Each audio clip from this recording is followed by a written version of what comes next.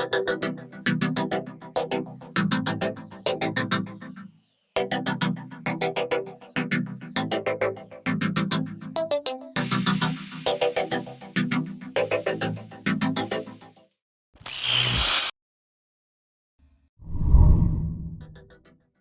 back, Sep. Hari ini kita punya Galaxy Z Fold 3 5G. Jadi handphone Samsung flagship ini hadir kembali, meneruskan sequelnya dia sampai yang ketiga.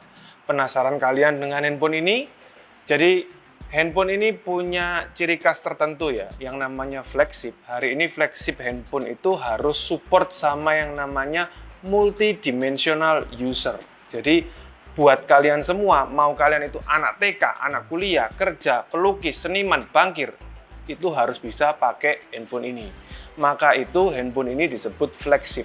Jadi maksudnya itu kayak mentok gitu ya. Mentok untuk siapa saja yang pakai itu tidak akan ada masalah. Nah, kali ini meneruskan serinya dia yang kedua, Samsung mengeluarkan lebih kurang ukuran handphone yang sama ya, 7,9 inch. Dan dia melengkapi handphone dia ini dengan 3 kamera, yang mana semua kameranya ini adalah 12 megapiksel. Jadi kebayang nggak sih kalau kalian moto pakai handphone ini udah pasti jago banget. Ngomongin flagship ya, handphone ini itu bener-bener sudah mengadopsi pemahaman itu. Mulai dari theater, mulai dari workspace, mulai dari arcade. Yang disebut theater itu adalah dengan Super AMOLED 3 yang terbaru, kita ini akan sangat dimanjain oleh dia ketika kita melihat layar. Yang mana layarnya ini akan jadi jauh lebih jernih daripada sebelumnya. Tidak hanya sampai di situ, untuk fleksibel tengahnya dia ini sudah diimprove dengan beberapa metode baru yang diklaim mampu lebih kuat 3 kali dari Z Fold 2. Untuk menunjang dari sisi teater yang kita bahas sekarang, dia itu sudah memberikan dual speaker stereo dengan kemampuan driver Dolby Atmos. Jadi bisa kalian bayangin sendiri ya, rasanya, tajamnya itu benar-benar menginspirasi kata-kata teater itu ya. Jadi memang bisa dibilang kali ini Samsung gokil banget ya. Dia itu cakep banget, jadi warna true black-nya dapat, dan dentuman-dentuman suara, detail suara itu bisa kita dengarin dengan sangat baik. Untuk fitur workspace, nah di fitur kali ini dia itu sudah support dengan S Pen. Jadi kita bisa menggunakan S Pen itu dengan berbagai macam cara, dengan berbagai macam fitur, dan tentu saja lebih fleksibel. Kenapa? Karena kita bisa nulis sama setengah miring seperti kita bawa buku notes. Nah, ini adalah kelebihan-kelebihan yang ditawarkan untuk memenuhi workspace itu sendiri. Jadi, bisa kebayang ya, kalau kalian ini seorang arsitek, pakai handphone ini itu sudah pasti tertunjang. Mulai dari peraga desain, mulai dari mengatur editing, dan tentu saja menentukan harga kalian. Karena kalau handphonenya mahal kan bisa dibilang arsiteknya itu arsitek mahal. Bercanda. Jadi, itulah beberapa kelebihan dari sisi workspace. Yang terakhir dan bukan yang terakhir adalah arcade. Nah, apa sih arcade itu? Samsung kali ini sudah terlahir dengan chipset Qualcomm Snapdragon terbaru dengan kode SM8350. Jadi udah kebayang banget kan? Semua game yang ada sekarang bisa kalian auto rata kanan. Semua aplikasi-aplikasi yang berat bisa kalian running di background dengan mudah dan smooth banget. Ngomongin ketangguhan, tidak hanya itu. Samsung ini karena dia melakukan upgrade prosesor, dia mengklaim dia bisa membuat efisiensi baterai.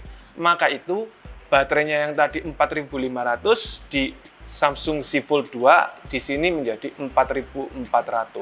Nah, semua fitur di sini bisa kita lihat dengan lengkap ya, mulai dari fingerprint, jadi ada fingerprint di sini, ada Face ID, lalu dia punya 3 stage kamera. Yang pertama adalah kamera belakang, yang kedua adalah kamera depan ini, dan yang ketiga adalah kamera ilusi. Apa yang disebut kamera ilusi? I see you but you can see me, I can see you, you cannot see me. Itu adalah tagline dari Samsung ini sendiri. Yang mana di bagian sini kalau kalian lihat, ini itu ada kamera yang invisible but visible. Kenapa bisa dibilang gitu? Karena Samsung sendiri menghadirkan experience sehingga dia itu ingin kita melihat layar ini full screen tanpa gangguan.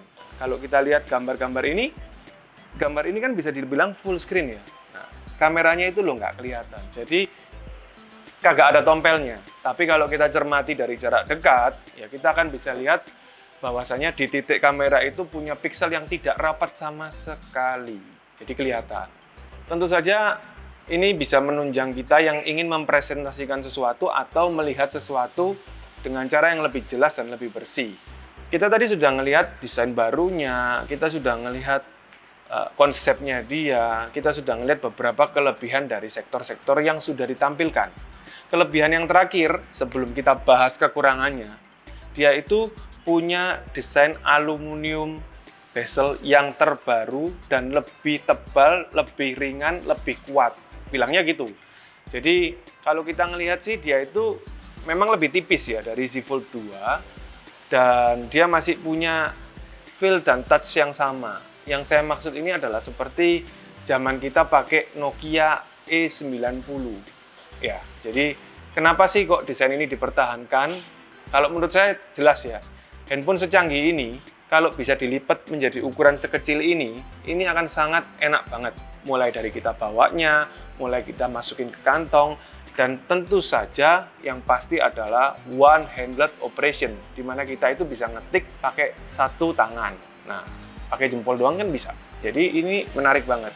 Di tengah-tengah mobilitas, kita itu bisa mengoperasikan handphone ini dengan lebih optimal. Oke, terakhir yang akan kita bahas adalah kekurangan. Nah, kekurangannya adalah dia itu downgrade di sisi kamera lipat. Jadi di kamera dengan layar lipat ini sama dia di downgrade. Why di downgrade saya juga nggak tahu. Kenapa juga handphone ini harganya lebih murah dari Z Fold 2, saya pun juga masih bingung untuk mengasumsikan. Kenapa? Karena build materi quality more or less lah ya, lebih kurang sama. Spesifikasi lebih tinggi, tetapi kenapa harga bisa lebih murah? Nah, ini adalah hal unik menurut saya. Kembali ke kekurangannya itu adalah di kamera ini sendiri. Nah, kalau kita lihat di Z Fold 2 itu kan sama menggunakan teori 3 kamera 12 megapiksel. Ini juga sama. Lalu dia juga punya kamera depan yang ada di layar depan itu juga sama 10 megapiksel. Semua bukaan f semua sama. Tetapi di kamera yang I can see you, you can see me ini diturunkan menjadi 4 megapiksel. Jadi bisa kalian bayangin ya, 4 megapiksel hari ini itu dibuat apa? Jadi kalau kalian tanya ke saya hasil kameranya gimana, bagus atau enggak, jadi kalau kita lihat ya, hasil kameranya ini cukup untuk kita ngezoom, cukup untuk kita melakukan video calling, itu cukup. Tetapi kalau kaitannya untuk membuat story dan lain sebagainya, ini nggak bisa. Karena ya menurut saya kurang banget ya. Jadi not so good at all. Tapi buat kalian semua yang hobi foto selfie, jangan berkecil hati. Karena bisa kita lihat hasil kameranya dari kamera depannya yang 10 megapiksel ini udah cakep banget. Dan dia punya satu fitur ini. Ya ini adalah fitur killer dari dia, yang mana kita bisa berselfie menggunakan semua fitur dari kamera ini untuk tampil di layar ini. Jadi ini keren banget lah ya. Buat kalian mau pakai wide, buat kalian mau pakai sport, buat kalian mau pakai profesional pun bisa banget. Jadi dia ini memang tangguh sesuai julukannya ya. Rajanya Samsung tahun 2021, the flagship Galaxy Z Fold 3 5G.